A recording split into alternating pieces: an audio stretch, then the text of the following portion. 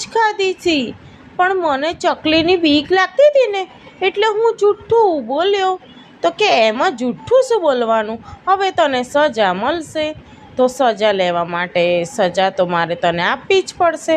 ચલો પછી એને તો છે ને સજામાં શું મળ્યું કે એને ત્યાં કૂવો હતો ને ગામ આગળ, તે કૂવાની અંદર એને ઊંધો લટકાવવામાં આવ્યો. પછી ચકલી ઊંધો લટકાવ્યો, એ તો ના પાડે પણ તો બી એને રાજાએ લટકાવી દીધો. પછી ચક્કો શું કહે છે કે મને બચાવો.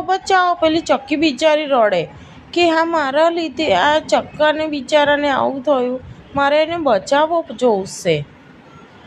તો એ બચાવવા માટે પછી બધાને વાત કરે છે, જે આવતા જતા હોય છે ને એમાં એક મળે છે મંકી એટલે વાંદરું આવે છે ને, તો વાંદરાને કહે છે કે ઓ વાંદરાભાઈ આ રાજાજીએ છે ને મારા ચક્કાને ઊંધો લટકાવ્યો છે, તો મારા ચક્કાને તમે બહાર કાઢવામાં મારી મદદ કરશો? તો કહે છે પણ તું શું મને આપીશ? તો કે હા, હું તમને ખીરપૂરી જમાડીશ જો તમે મને મારા ચક્કાને બહાર કાઢવામાં મદદ કરશો તો. તો કે સારું. તો એને તો પછી બંને બહાર કાઢે છે અને ખીરપૂરી ખવડાવે છે. ના પેલા અંકલે ચાલી દો. પછી બંનેને ખીરપૂરી ચક્કી બનાવીને ખવડાવે છે અને ચક્કો અને ચક્કી પાછા હસવા લાગે છે.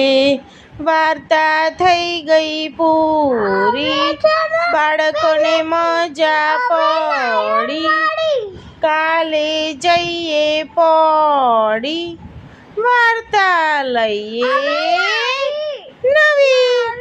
ચલો બાળકો, હવે આપણે કાલે નવી વાર્તા સાથે મળીશું.